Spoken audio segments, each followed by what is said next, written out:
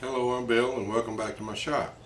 This past weekend my family went up to visit my folks up in North Georgia, and my uncle had made my dad a little game he saw, and he was calling it root and roll, and we all just kind of fell in love with it, and the family decided I need to make them one. Real simple little game.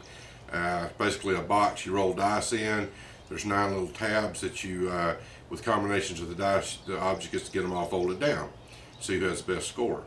Did a little research on it, and can't find anything called root and roll. It's actually called shut the box. It's a very old game, and it was played in English pubs, and they use it for children's learning devices with their math skills. So I came down here and I was rooting around in my shop and found some oak scraps and some old strips from the cut-off box. Saved some from the fire, I guess. I got a piece of little quarter ply for the back, and I need a steel rod. I just happen to have leftover piece for my whirligig, so that'd be perfect. I think I need everything except for the numbers. I'll think about that later, but I'm going to get started on that with a little coffee here, and we'll get this game going.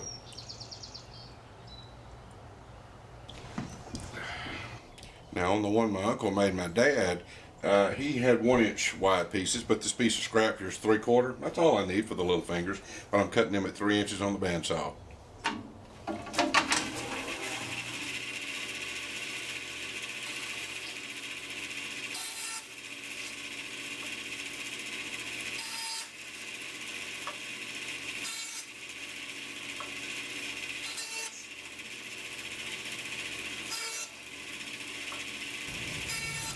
Well, I've got my 9 pieces cut, and I just used a washer. I'm going to round over the fronts of them, and I'm just going to sand that down on my little belt sander.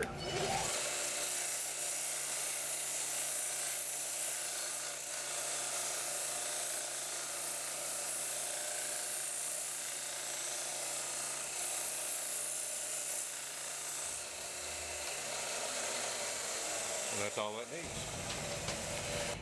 The little leftover piece of rod I had is 3/16, so I've got my 3/16 bit in here, and I just found a scrap of wood in the box that had a notch already cut in. I'm just using that to hold it so all the holes will line up perfectly.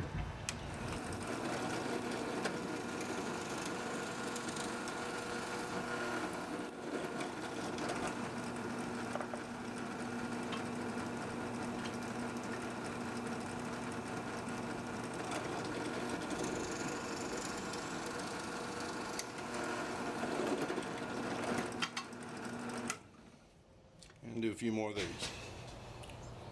Well, I've got them lined up on my rod here, as you can see, and I decided to put a washer between each one, and I went through my little drawer over here, and I had just enough washers. 2 outer sides will have to be a little bigger than the other ones, but it doesn't matter. It's a game for us. But they go on here like this, so you kind of get the idea of how they go, and they'll have numbers on them eventually, and as you roll the dice, you just start flipping them down, and I'll just to get them all down. From the original plans, I had just sketched up a little bit there. It was originally 10.5 inches wide on the width of the box, and like I said, I'm using up scraps here. This is going to be about a 1/2 inch short, but my little number fingers here are a little shorter anyway, so these are going to be perfect for the front and the back. I'm going to cut all this down to 3 inches. And then I will, a little bit later on, I will bevel the front down a little bit. I could have a perfect square box, but I decided to bevel the front down. That's the way the one I saw was, and I kind of liked it like that. So let's cut these strips down to 3 inches and start making the box.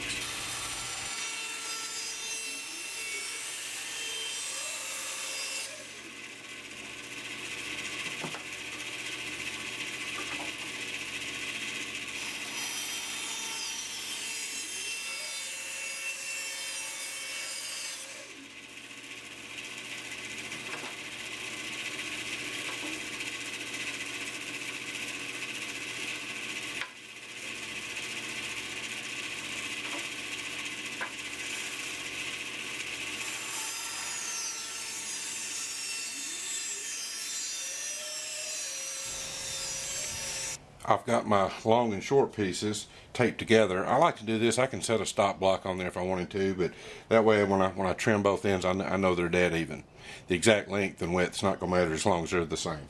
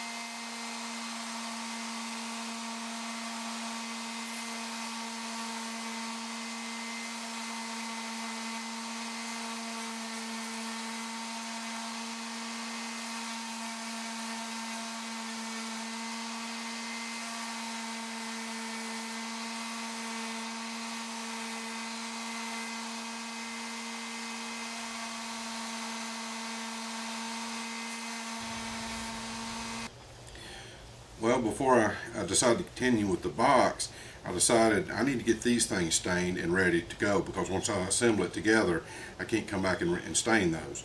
So right now I'm putting, I sanded up to 220, and I'm putting a little Minwax gunstock stain. My son did a project a while back and he picked that stain out, and we've used it on a lot of stuff. I really like the color. I'm just giving them a little coat of stain. Come back and wipe them down here in a minute, and then let that dry. Then I'm going to come back and shoot them with some clear lacquer. That's what I'm going to use for the whole thing, for the final coat.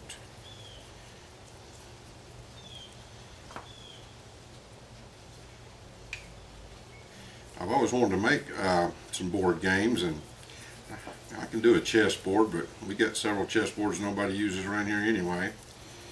And recently I made the Mere Mortals Quattro board, and we've been enjoying that.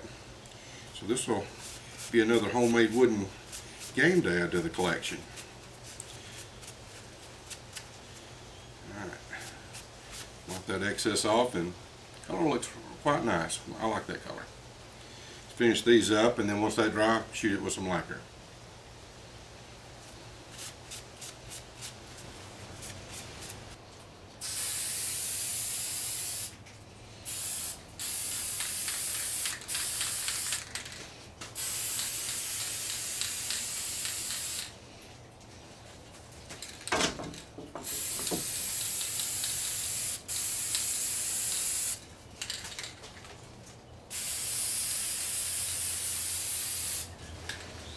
On the original game that I saw, it had mitered corners on it, and I was going to do that, but just, last minute decision, I decided to pull out the old Rockler Dovetail jig and set that up and do dovetails on it.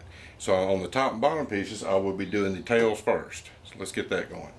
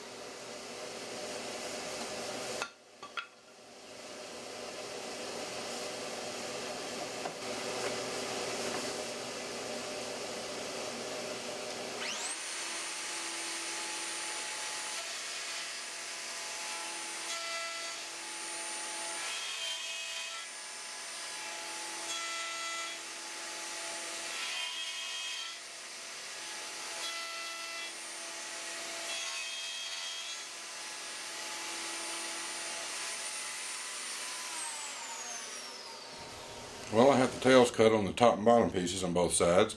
So what I've done now, I'm doing the two sides, and I will be doing the pins. I had to change out my template and make a few adjustments. Took the dovetail bit out, put the straight bit in for this. So now let's do these.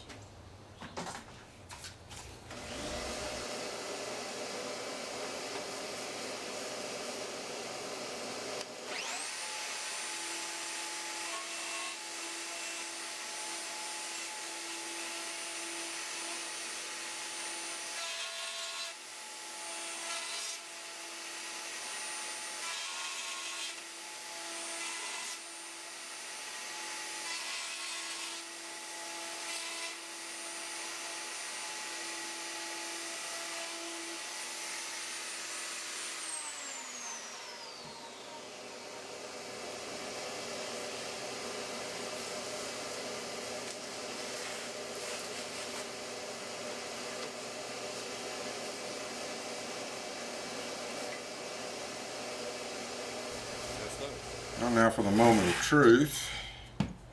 Got a couple of ones put in here.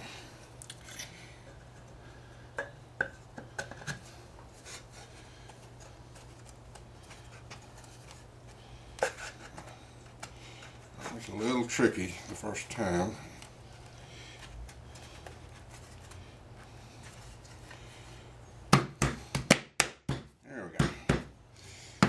That's going to be our box. Next I will be cutting a dado to hold the bottom, and I will probably go ahead and pre-drill for my rod, and then I'm going to be cutting on the side just about an inch down from here, just to taper the sides down a little bit so you don't have this high front when you're reaching in and grab the dice. But so far so good. Once that gets glued up, they always look rough on the ends, but come back and block plane those down, sand them, and those would be nice. Alright, I'm happy so far. I have all my dovetails cut on all the pieces, and what I've done, once I assemble it, I like to come back with a piece of chalk and remind me what edge to put that groove in for the bottom. All it takes is one piece turned the wrong way and you've messed up everything because you got all those dovetails sitting properly. So let's cut a few grooves here.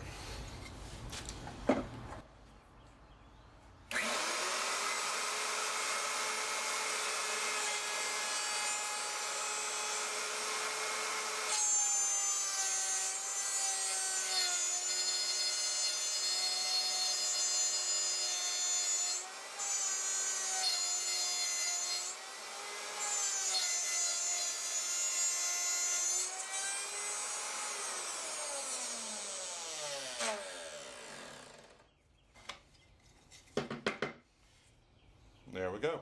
Let's do the other three.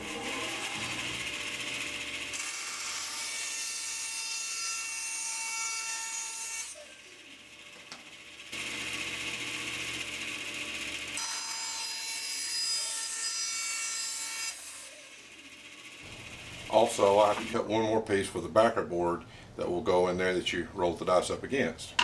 And it also holds the fingers. That's what they rest on.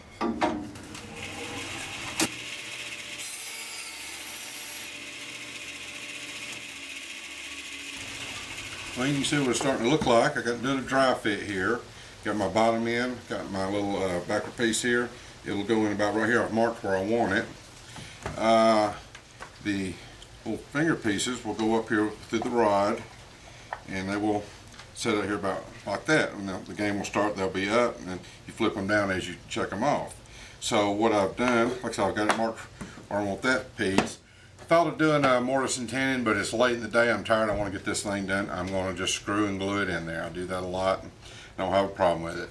And I'll plug up the holes. On the side here, I've got it marked where I want to drill my hole for the rod. Since I'm doing dovetail, I can't put stain on it until I'm done anyway, so I didn't really have to do the others. I'll just run the rod through when I'm done and then plug it up and retouch it up with a little stain. But right here, I want to slope this front now. I'm going to be losing one dovetail, but I want that front to slope down. So when you throw your dice in, you grab it, you don't have this corner here. It's a little bit lower. So that's why I want to do that. I'm going to take it back apart, take the two outer pieces together, do my drilling and my cuts at the same time so they'll match.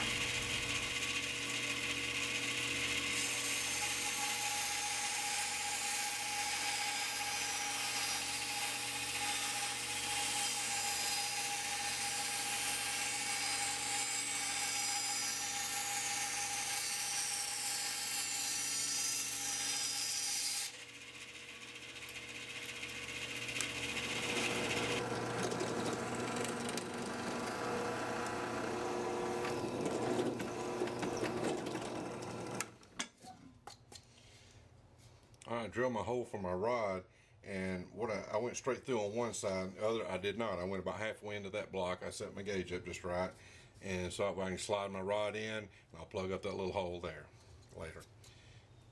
Now I need to drill the holes for it to screw in the side pieces.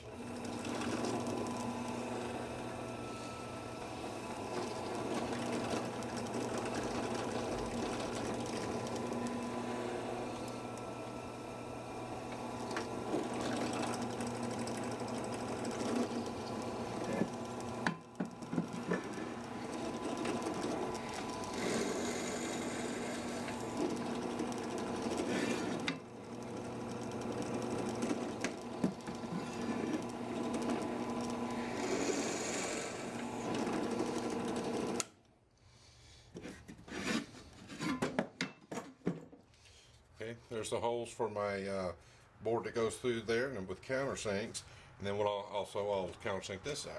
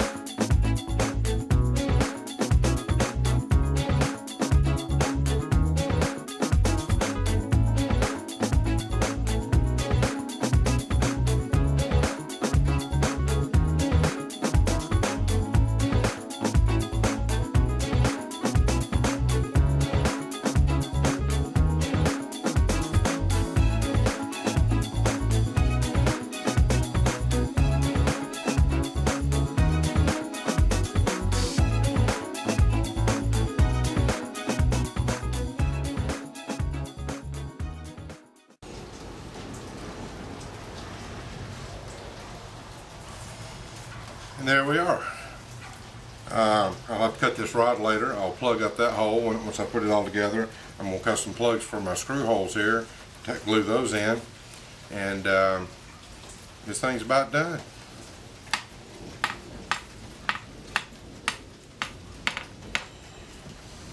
Well, I'm back down in the shop today, and I took it out of the clamps, and it looks very good.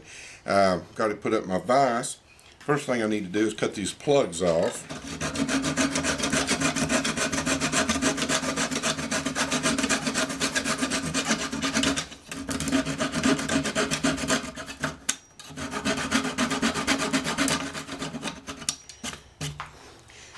All right, I got to use my flesh cut saw there, and let me grab a chisel. Pare them down a little bit better.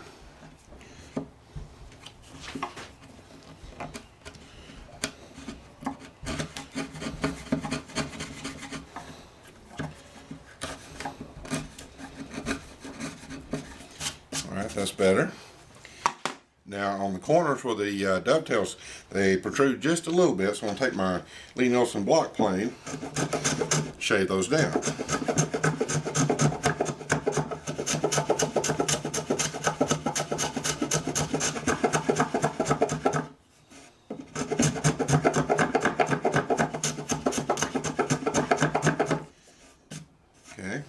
Those are coming down. I've got all four corners on each end to do. Cut the plugs off the other side, and after that I'm going to hit it with my smoothing plane, a couple strokes on each side. And then we'll do a sanding.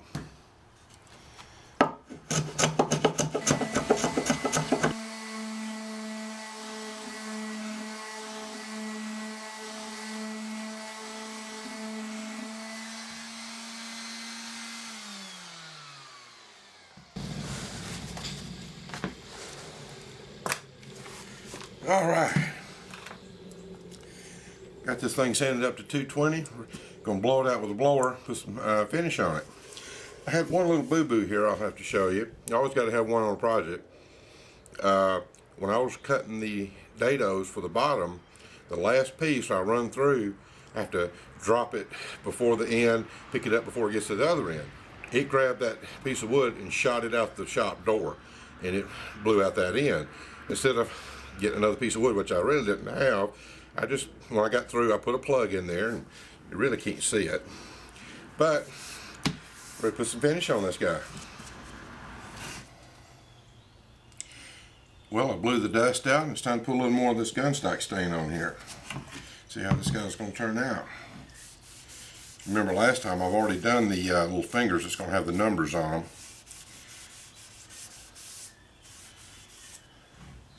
I might wipe the excess off here in a minute, but I think that's going to do a good job.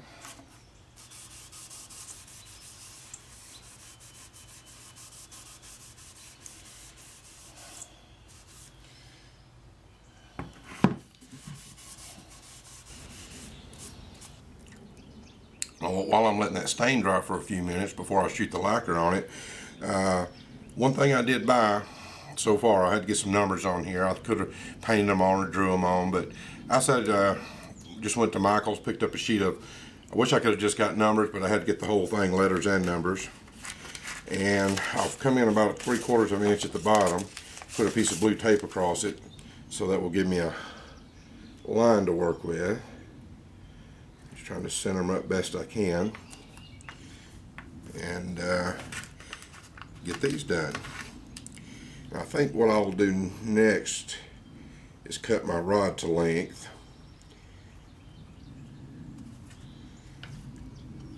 And then after the lacquer dries on the box, I'll put the rod and put all this together with the washers in there and plug up that end. Then I'll have to do a little touch-up staining with the plug.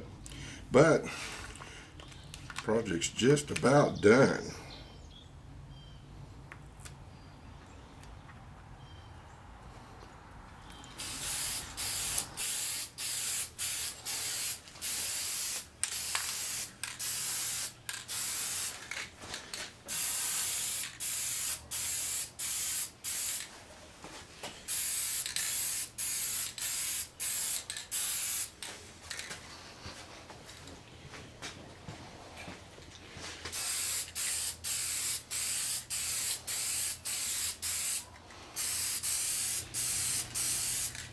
Well, lacquer dried real quick. I've went ahead and put a few of these little fuzzy things on the bottom so it don't skin your table up when you're playing.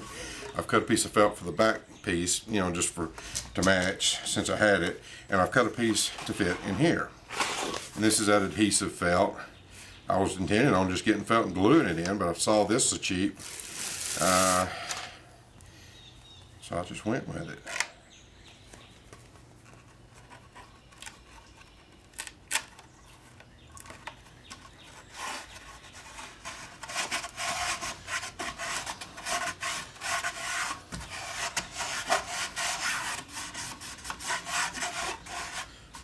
Okay, there we go. Now put the rod and the numbers in and we're done.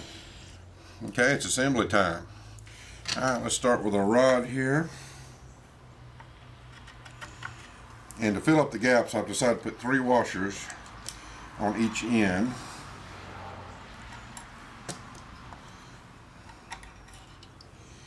Alright, we'll put our first number on.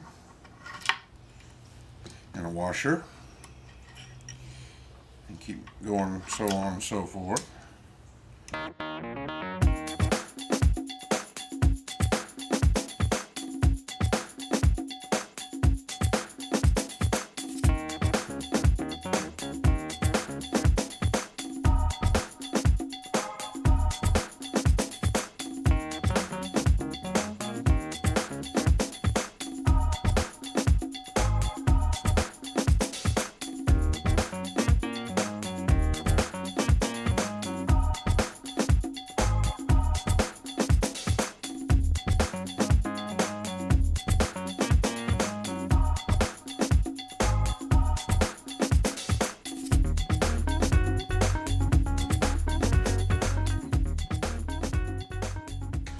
Now, make sure that's in there all the way. A little CA glue in the hole. A little dowel pin. Alright. Let that dry for a minute, saw that off, touch it up with a little stain, and we're ready to go.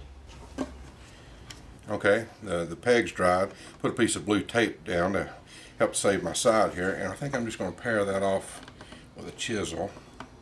I'm going to use my flush cut saw, but I'm afraid it might skin up the side.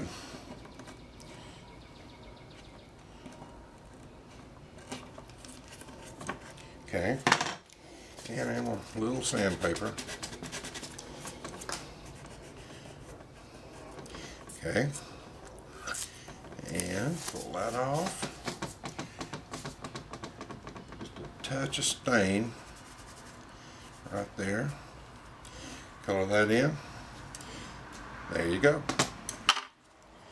And we have our game. This is called Shut the Box. Get a couple of dice here, roll them. I got a 6 and a 1. I can flip the 6 and the 1, it adds up to 7, so I can do any combination for 7. And I'm just going to flip the 7. And keep going. I got 8. I got a 4. I have a 5. Keep going so forth. There's my 6. And I have an 8. And so these add up to 6. There's a 9. So that rounds over. So I add up my points. So I've got 10. I got 15 points left on the thing. Next person goes, and if he has a better score than that, he wins the round. Or you can count up for 10 rounds or whatever you want to do. Of course, it's great when you get them all down. Shut the box. This was a English pub game. It's fun for the family to play. It's simple to make. I use scraps on everything. These numbers cost me just a couple bucks at Michael's. Robbed some dice out of the backgammon game, but I will get some dice. Maybe try to make some too. I don't know yet. Felt not much, didn't cost much. So it was a fun project, and I hope you make one for yourself. Also, I wanted to make a game this year, and I've done that. And actually, I've made 2.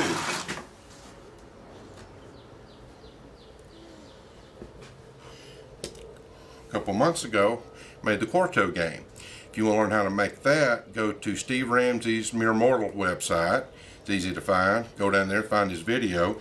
He came up with this, and this was made out of scraps too. Didn't cost me a dime on that one. Leftover stuff from other projects. So go through your scrap box and see what you can come up with. Make you a couple of board games. See you next time.